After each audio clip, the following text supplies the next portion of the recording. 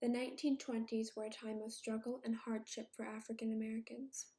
The civil rights movement was decades in the future, and white supremacy and racism ran free, unlike African Americans. The Red Summer of 1919 is a prime example of this. On July 27th, a black teenager crossed the unofficial border and swam on the white side of the beach. He was stoned and drowned to death.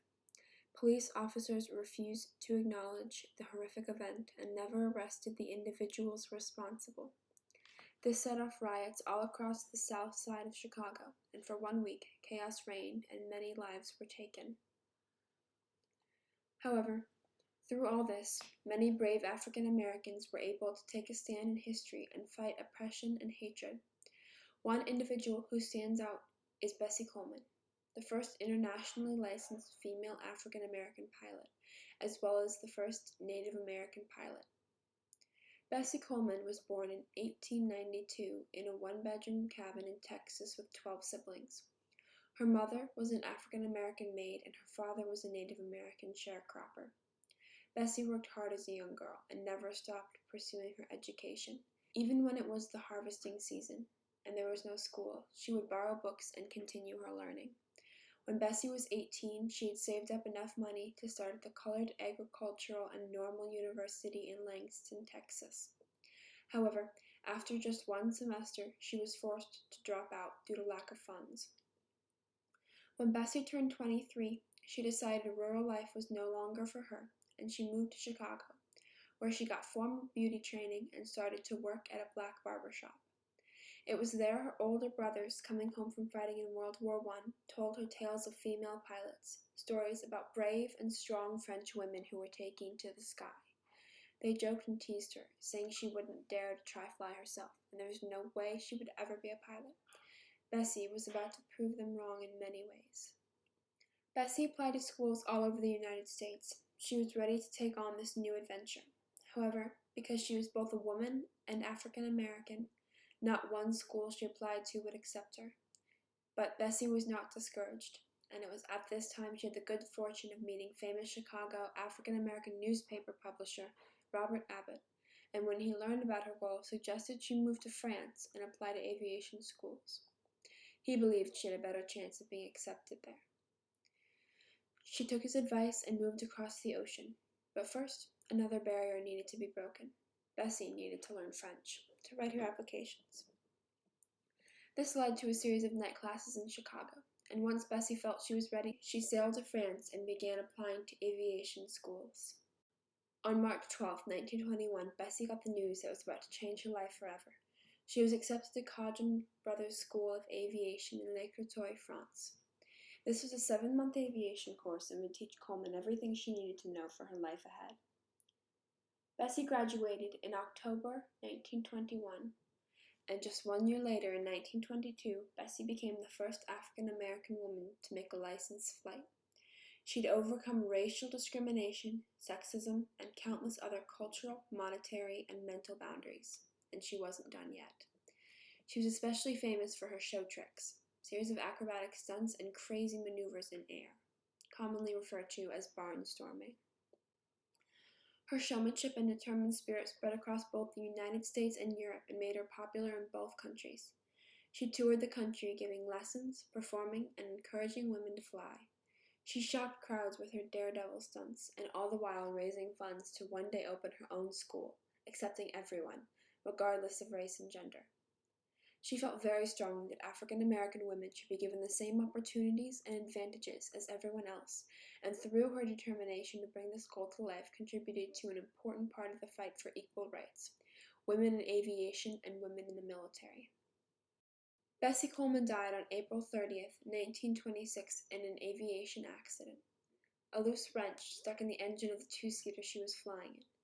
Bessie was riding along for a test flight when she was thrown from the airplane when the pilot lost control. Her death shocked the world. The influence she had made on so many individuals, organizations, and social norms were immense. She had made a name for herself that would never die.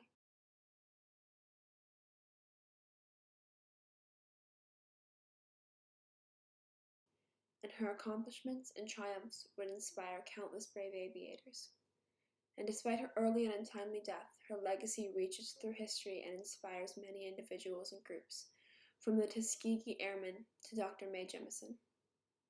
"I wished I had known her while I was growing up," Jemison stated, "but then again, I think she was there with me all the time."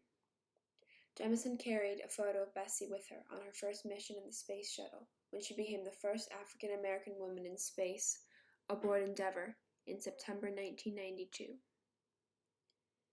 One especially inspiring example of Bessie's lasting impact on Black aviation culture is the effort and successes of Cornelius Coffey and John Robinson. These two men pioneered Black aviation education and were the first African American men to have both a pilot's license and a mechanic's license. They applied to flight school many times and were denied each time, but that didn't stop them. Robinson worked as a maintenance worker and listened in on classes. He was able to rescue papers and notes from the garbage cans, and he and Coffey worked tirelessly to build themselves an education from the scraps of white students. They also built a small aircraft from a motorcycle engine, and they were able to convince one of the flight instructors to test it out. He was so impressed by their skill and craftsmanship that he encouraged them to reapply. They did, and became the first Black students at Curtiss Wright Aviation School, and went on to break yet another barrier and become the first certified African American aviation instructors. Their determination to bring Black men and women into aviation was vital and greatly inspired Black individuals to fly in World War II.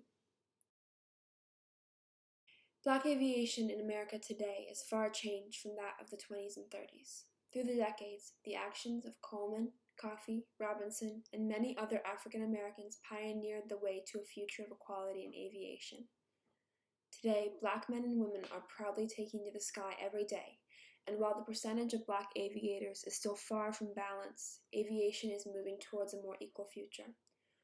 Organizations like Fly for the Culture are working towards an equal future and being given the chance to flourish, one flight at a time. It's one of the greatest feelings. I get the little butterflies inside. I flew an F-18. I've been at speed of sound. I dropped bombs. I even landed a plane on an aircraft carrier. But no feeling is greater than the feeling of seeing a child excited about aviation.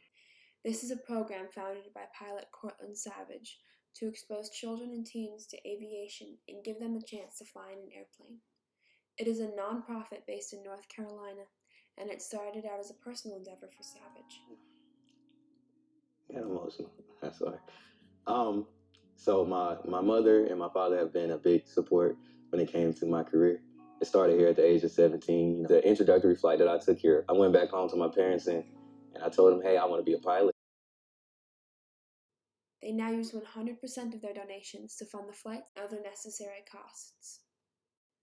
Fly for the Culture is creating a new paradigm and a new culture around aviation, a culture of diversity and inclusion that enhances the flying experience for all those who wish to soar amongst the clouds.